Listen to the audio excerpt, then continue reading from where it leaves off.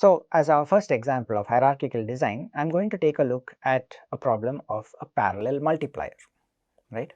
And the problem over here can be stated fairly simply. I have two inputs A and B. Both of these are, let's say, 8 bits, right, or in general with number of bits, and what I want is to generate a product which is equal to A star B.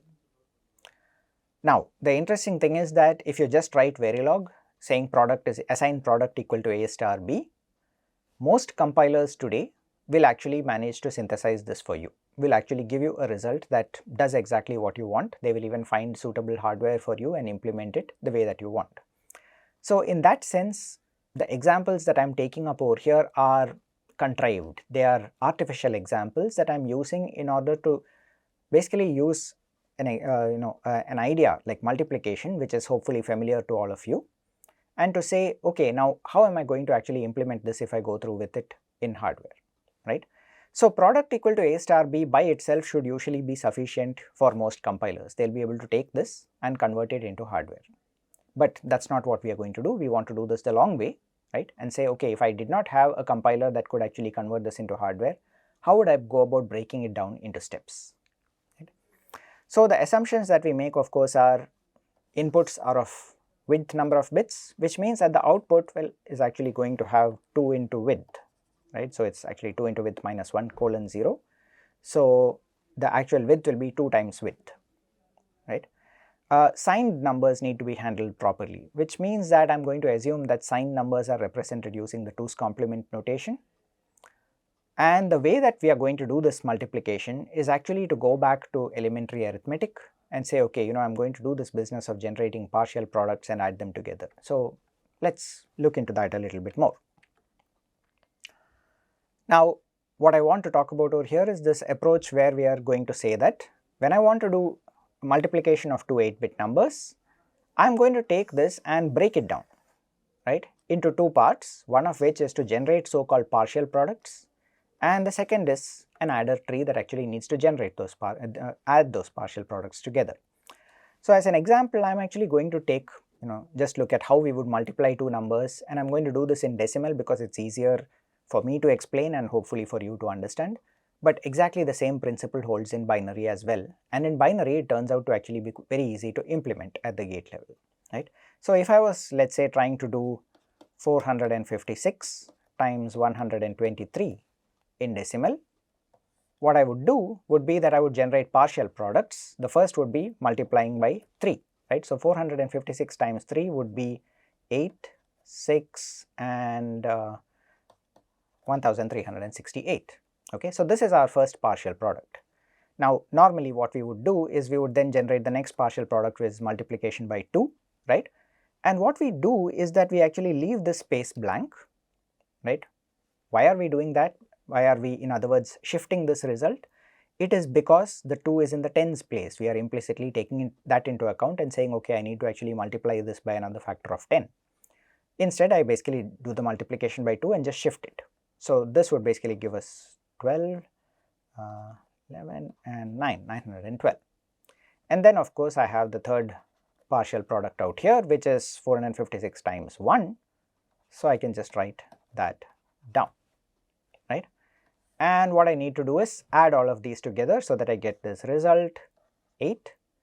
6 plus 2 also gives me 8. 6 plus 1 plus 3 gives me 10, which leaves this, and what I have is 10, 16 and 5, right? So I end up with this as a result. Now what did I do over here? Each of these is a partial product, right? I'll call this as PP, this one I'll call PP0, PP1 and PP2, right? So the partial products, you can see, have two properties. One is that they are actually the multiplication result. The second is they are also taken the shifting into account, and you will also see that in the front over here there is this extra part where I am essentially putting zeros in front, right, when I am working with decimal. I need to do exactly the same thing in binary, right? So for example, if I chose to do this in binary, it would look something like this. It might be, let's say I am trying to do 1010, times 0 1 0 1, and I would have partial products which basically go 1 0 1 0. There would be a blank and a 0 0 0 0, which is easy to understand because it's a partial product with a 0. Then again I have a 1 0 1 0, and then I have a 0 0 0 0, and I now need to add all of these together.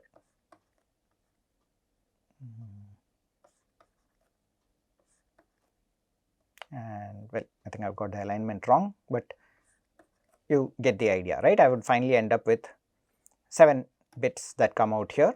Actually, it translates into basically 8 bits as the final result. A maximum of 8 bits required for the final result. Now, of course, there are a couple of interesting things here. What happens with this 1 0 1 0? Should I be putting zeros out here or should I be putting ones? And the answer is, when we are using 2's complement notation, we need to sign extend. We need to do this notation out here, which basically gives us sign extension, right? And that allows us to convert our input, which was 4 bits, into a partial product which is 8 bits wide, right? The other question that might come up is what would have happened if this bit out here, that is the multiplier, had a 1 in the MSB location? Well, it turns out that then you need to handle this last partial product a little differently, okay? So those, I'm not getting into the details of that. You need to sort of look at how multiplication is implemented so that you can actually do all of those parts of it, right? But once you work through that, you will see that it's actually fairly straightforward. You need probably a couple of extra conditions to be pulled in over there. Okay, so that essentially tells us everything that we have as far as the partial products are concerned, right? The second part of it relates to what we can call the adder tree, right? So just to summarize, the partial product, the way that it works is, it checks each bit of the multiplier. If that corresponding bit was equal to 1, it will add the multiplicand, else it will basically add 0. Remember that we are dealing with binary, so I just need to check whether it's 1 or 0. Now, the interesting thing is I could probably do this using an array of AND gates, because after all, an AND gate has exactly this property. If one of its inputs is set to 1, what will happen is that the other input will come through to the output. If the other input was a 1, it will come through to the output as a 1. If the other input was a 0, it will come through to the output as a 0. But on the other hand, if I force that, the one bit, the multiplier bit itself was 0, it doesn't matter what the multiplicand was, everything that comes through to the output is going to be 0. So the AND gate by itself takes care of generating partial products quite cleanly. The only extra thing, as I said, is for the MSB of the multiplier, we need to do a subtraction operation. That's something we'll have to handle later. And of course, we also need to handle sign extension. Now, the moment I have given you this kind of a specification, you have enough information for you as a designer to go ahead and implement the partial product unit without even knowing that it's going to be used for multiplication. All that I say is, if this particular bit has this value, then I want you to generate this output. If it has some other value, I want it to generate another output, and I want you to do this for all the bits that I am giving you as input out here, okay? That is essentially the sort of benefit of the hierarchical model. Now, the second part leads us to what is the addition, right? So let's say that I've already got partial products out here, right? So I've got basically, let's say PP0, PP1, PP2 and PP3, right?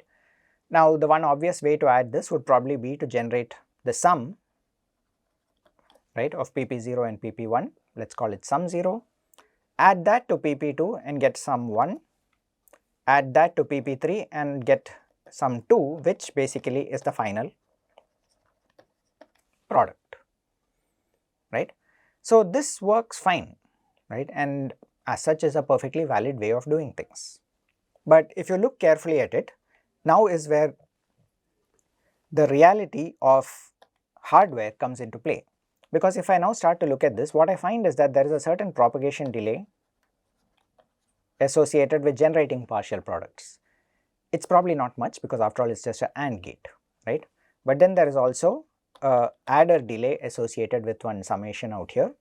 There is another adder delay associated with this summation out here, and yet another adder delay associated with this summation out here, right? Now, what do I mean by an adder delay? It's the total propagation delay through whatever you have implemented in order to add your two 8-bit numbers or n-bit numbers in general together, right? And how well have you implemented the adder? Did you use a ripple carry adder? Did you use a carry look ahead adder? Did you use some kind of a logarithmic carry adder which is supposed to be optimal in terms of the total delay through the system? Well, all of that will affect how much is the delay that you get. And as you can see over here, let's say that I had more partial products. If I had more of these out here, right, I would find that my total delay is going to become proportional to n times this, where n is the number of partial products, right? The question is there a better way to do this? Well, I wouldn't be asking the question if there wasn't a better way. So presumably there is. What can we do? What can we think about over here? That's where the logarithmic structure comes into play, right?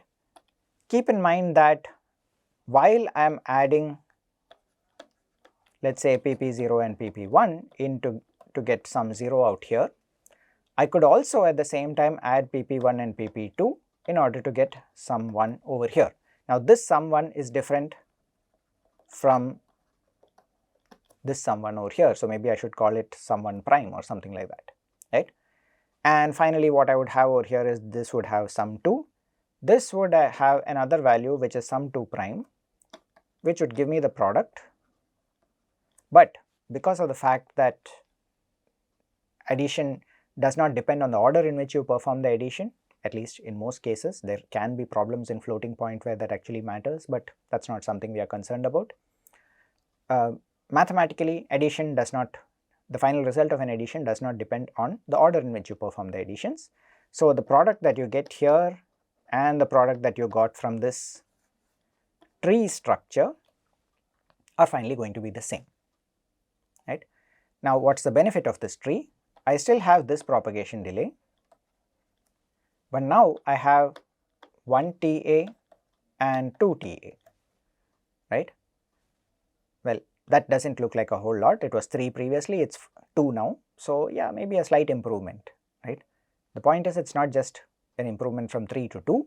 If I had n such stages, then what I have is that after the first level I have n by 2, after the second level I have n by 4, and so on, which means that eventually I will reach 1. How many stages do I need for that? It's going to be log of n to base 2 stages, right?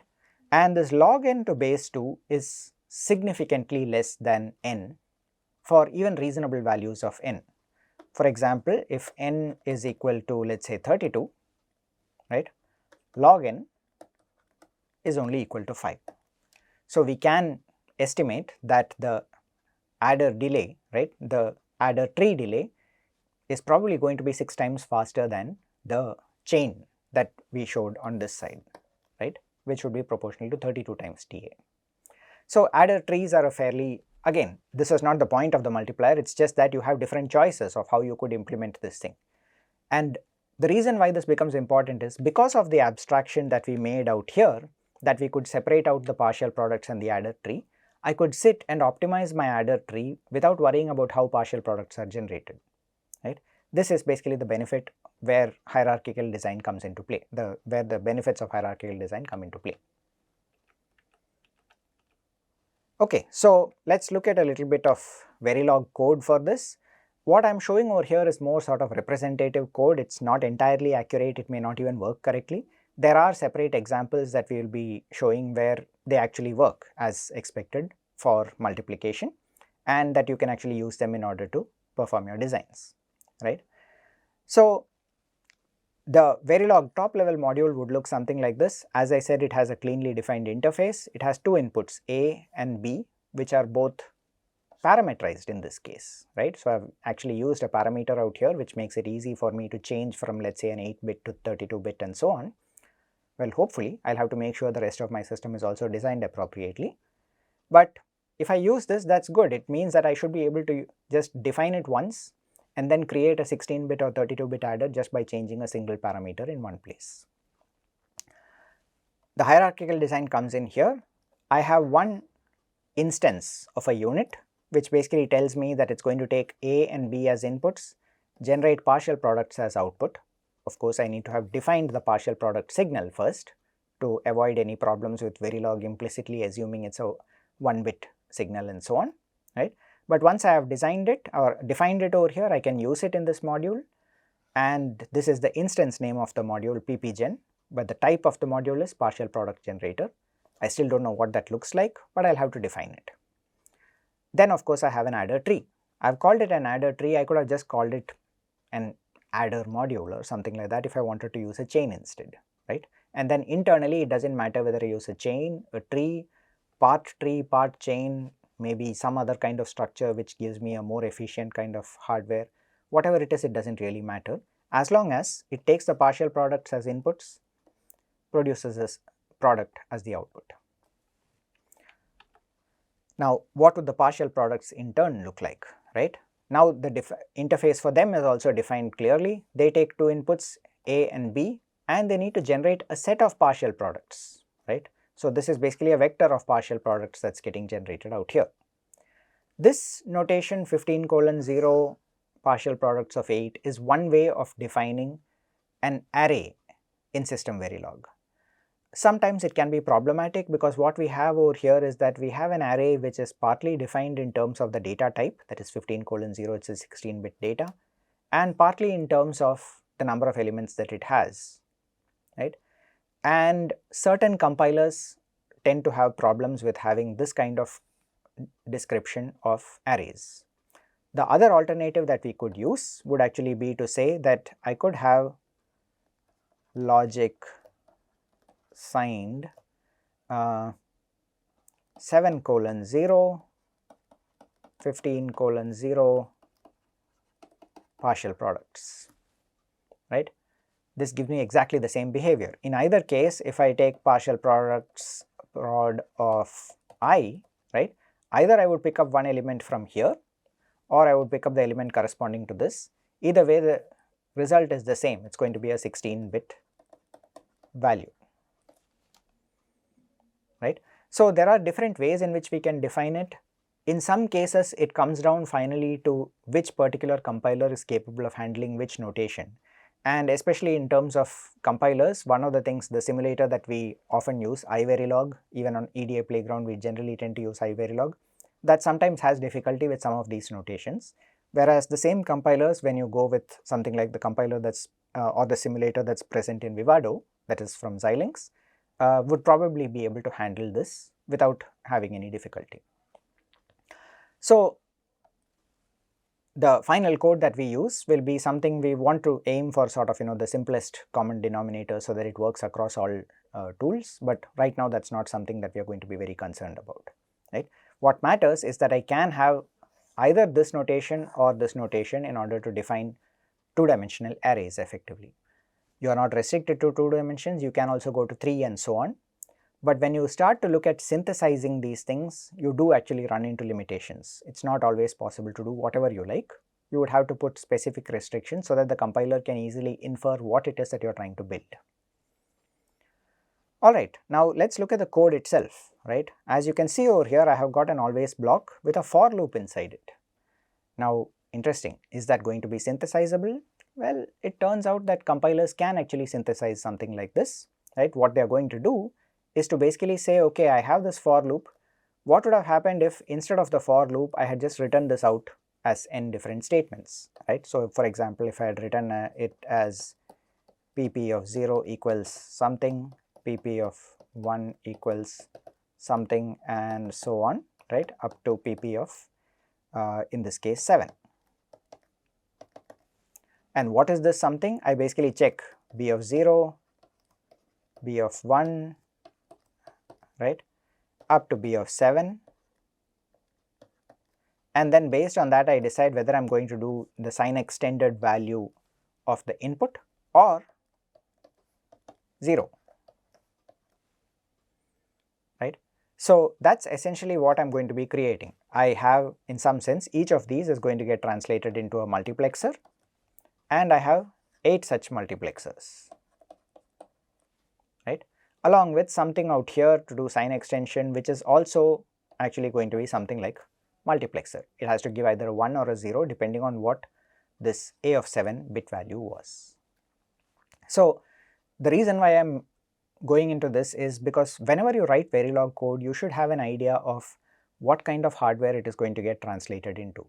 You should never try to write code, click a button and see what it translated into without having some kind of a picture in your mind about what you expect it to be, right? Because otherwise you are just going to get surprised badly most of the time, right? When you find that the design that you wrote does synthesize, but into some kind of monstrous piece of hardware which basically doesn't run anything like what you expected it to. But as long as we have an idea, okay, this is why I am writing a for loop, this is what I expect the for loop to do, things are probably going to be okay. I can use it that way. What about the adder tree? This is an example of how I could implement an adder tree. The first stage of the addition is basically a for loop, right? And as you can see, what I'm doing is I'm just going from 0 to 4 and saying, okay, the first stage addition takes 2 into I plus 2 into I plus 1, right? Now, as you can imagine, it basically goes across 4 such operations. What it's saying is that I have 4 adders out here, which basically means that there are 8 inputs, right, as corresponds to our problem out here, right. So this would be something like pp0 and pp1. This basically corresponds to I equal to 0, so that you have 2 into I equals 0 and 2 into I plus 1 equals 1. Here we have I equals 1, so that I have 2i equals 2 and 2i plus 1 equals 3. So I have pp2 and pp3 coming in here and so on, right. In other words, it can compute the indices dynamically in some sense, but keep in mind that this is just a for loop and the compiler will actually be able to unroll it, right, stretch it out into all those 4 different instances that we have, at which point it no longer depends on I, and most importantly, when we actually build the hardware, the dependency on I is gone at that point, right. At runtime, in other words, when the system is actually operational, I does not play a role in the final operation of the system. Now, once we have that, we can then go forward to the second stage, right. Once again, we have a for loop. The third stage is just a single adder, the final sum, right, and we have the final result coming out over here. So the adder has also been implemented using fairly straightforward Verilog. And if you look carefully at it, you will realize that it should actually be possible to combine all of this into possibly just 2 nested for loops, right, which actually can be made arbitrarily sort of variable, right, depending on what width is, right. Right now what happens is, if I had, let's say, if I wanted to change width to 16, I would need to add an extra stage out here, right, before this to collapse the 16 down to 8. It turns out that you can also, by thinking about it, write a slightly clever piece of code out there, which would allow you to make it parameterized depending on the value of width, and it's possible to collapse the whole thing down into a single one. And talking about parameters, this is basically how we would use it in practice, right. We define a parameter right in the module definition of a parallel multiplier. And what we do is we basically define everything in terms of the parameter out there. We say the inputs are width minus 1 colon 0, the product is 2 into width minus 1 colon 0. Now this parameter width actually needs to get passed into your other structure. So my parallel product generator will also have to be parameterized, so that instead of having 7, it uses width minus 1 colon 0. My adders would also, adder tree would also need to be parameterized, but as long as I pass the width parameter through, right, I can make sure that everything propagates down from the top level, and I can just override it once when I instantiate, and this value 16 will then get propagated all the way down through the partial products and adders and everything else.